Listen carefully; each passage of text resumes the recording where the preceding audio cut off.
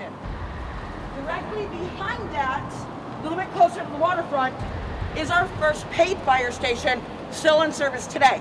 This is now a county office, but originally, this was the fire department horse stable. Said to be haunted, but I want to give you some proximity because this is going to play into our next story. So let's head on down a couple blocks. Your EMF detector should be responding for the next few blocks, responds to specific tragedies that I'm going to share with you right now. I have an EVP that I'm going to play for you, which was captured by a young lady on my tour in October. You can do this.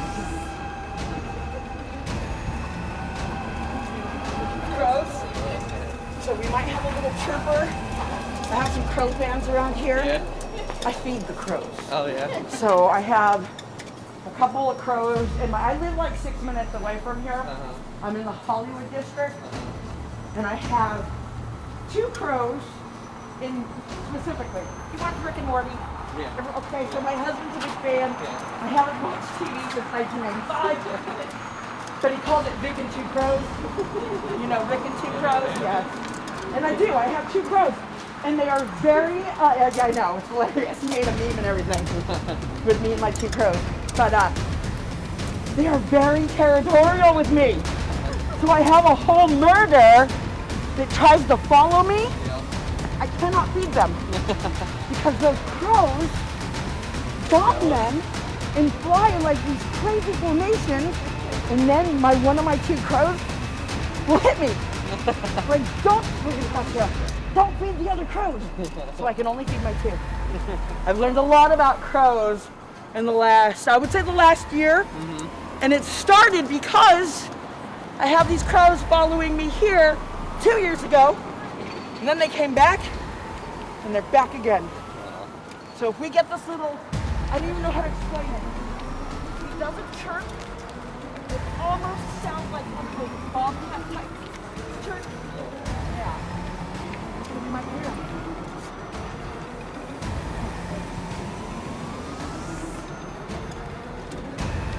We have a local falconer who keeps coming here, trying to get rid of the crows with his falcon. Yeah, it's just wasted city money. Yeah. The crows outnumber the falcon. Yeah, like that's like just this section alone. There's like hundreds of them. Right here.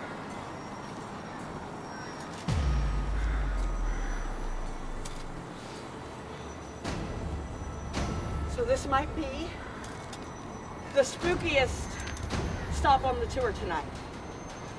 You might think that we're standing in an unassuming parking lot. I assure you that we're not. Not all haunts are contained to 4 walls or a structure. Sometimes the haunt is in the land itself. Welcome to what is sometimes called Portland's haunted parking lot. Sometimes called the mystery parking lot, the cursed parking lot, but most appropriately, this is the parking lot of death. Now we're just 2.5 blocks away from the waterfront. Hundreds of years ago, this was all Native American territory. This was Upper Chinook territory. Now, if you are familiar with the history in Oregon, long before we were Oregon, the history of the Upper Chinook, which once lived on this land, is absolutely tragic and shameful. The Upper Chinook were almost completely wiped off of the face of this earth, and many of their remains were desecrated and disrespected. So right here where we stand, roughly 150 years ago, they dug up the earth so that they could construct the basement area of what would become the single only business to ever stand here. And when they dug up the earth, they discovered a mass gravesite. But this was not a proper burial site. This was not sacred burial ground. This was a mass, disrespectful dumping site.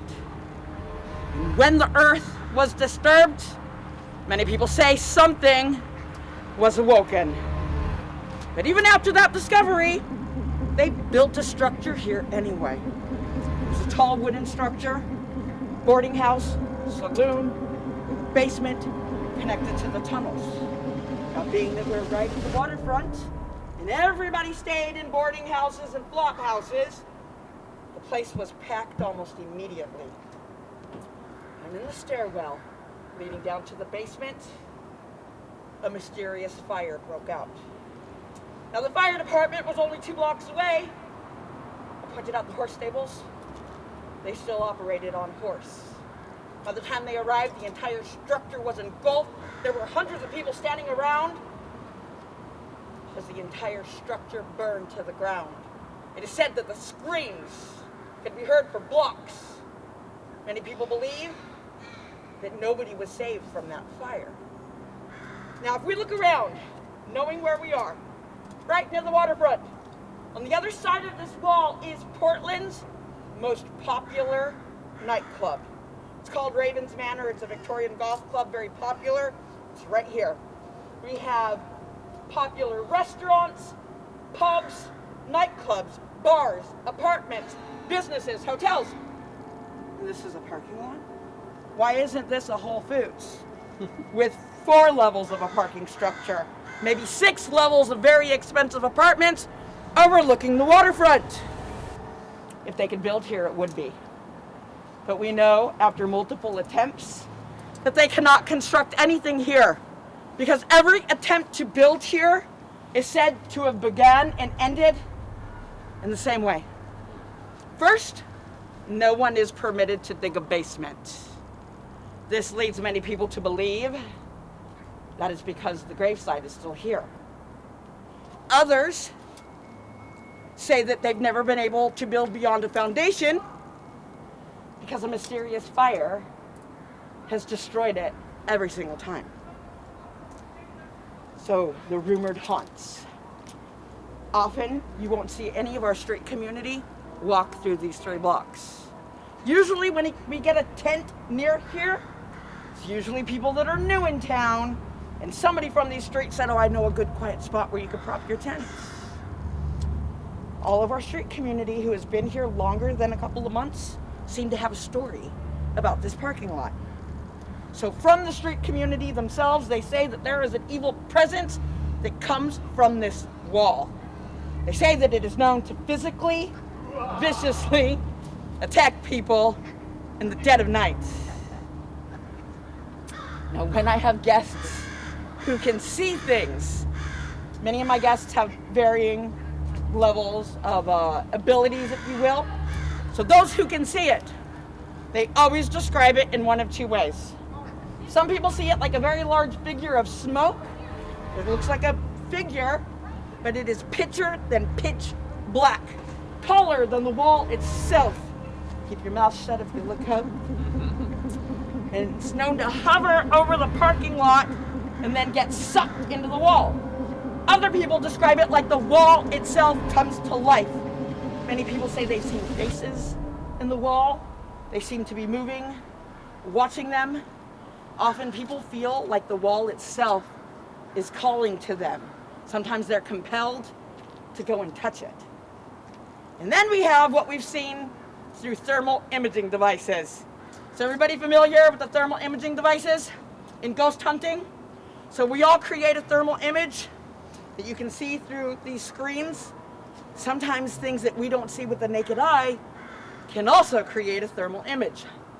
I've had a few guests bring them out here. I don't have one yet because they're $1,000, but I've had multiple ghost hunting guests. If you look at this wall through one of those, you'll see it. It dances along the wall. Often people will hear disembodied screams coming from the parking lot. Other times people will smell, sometimes even taste smoke, yet there's no fire. I've watched children walk into this parking lot, and within a few steps they swear that their feet are on fire.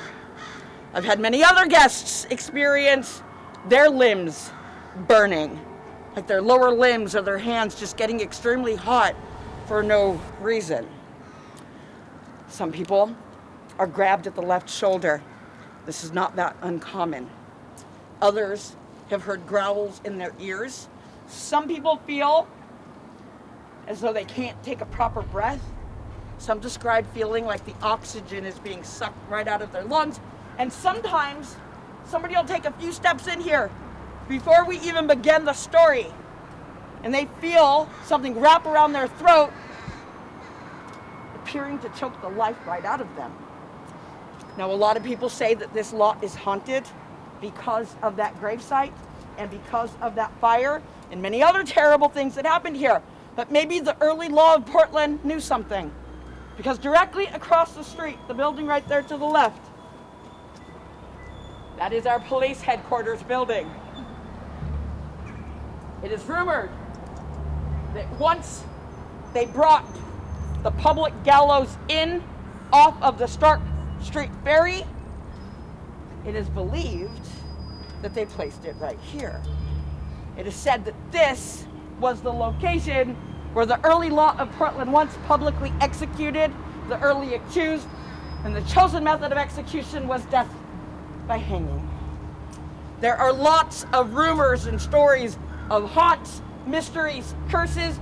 We know that there has been a lot of death here. Our tunnels are the #1 most investigated spot in the city for paranormal activity, but this parking lot is a very close second. But it is just a parking lot.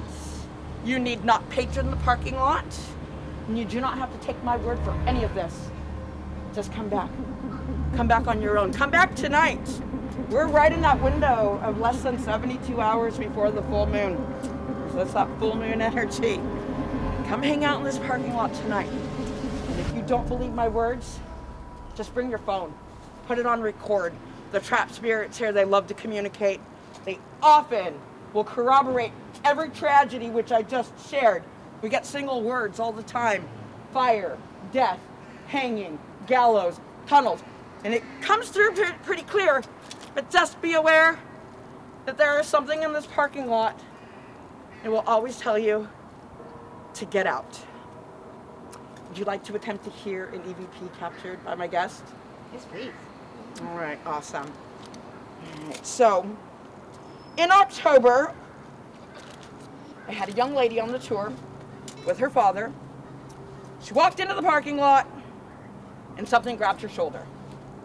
She was pretty upset. She turned around, yelled at her dad, said, "Stop messing with me." Dad's like, "I don't know what you're talking about." She said, "I felt you grab my shoulder." He's like, "No, really, I didn't touch your shoulder." She's getting upset. She was visibly shaken. So I didn't want to scare her and tell her that my eldest daughter also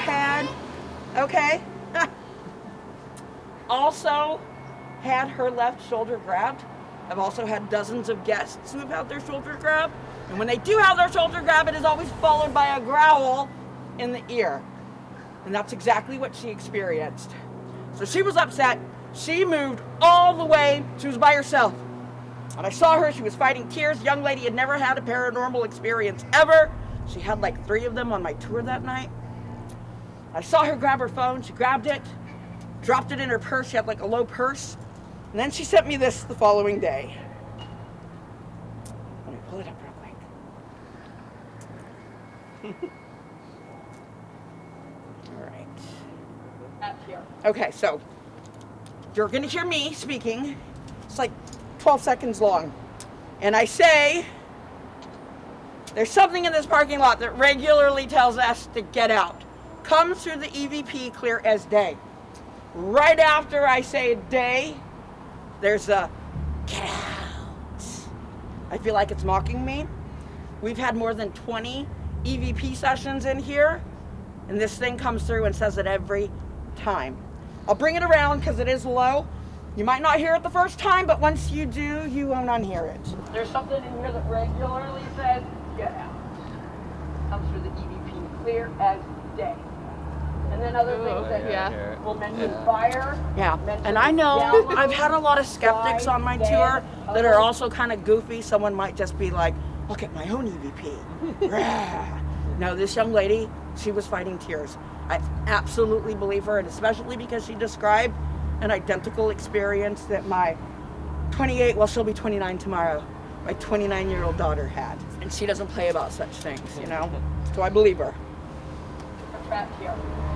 There's something in here that regularly says, get out. Comes through the EVP, clear as day. And then other things that will mention fire. I'll play it again. So right after, clear as day. They're trapped here. There's something in here that regularly That's my fan. says, get out. Comes through the EVP, clear as day. And then other things that will mention Did you fire, hear it? mention the gal. I mean, it's definitely something. Died, Yeah. dead.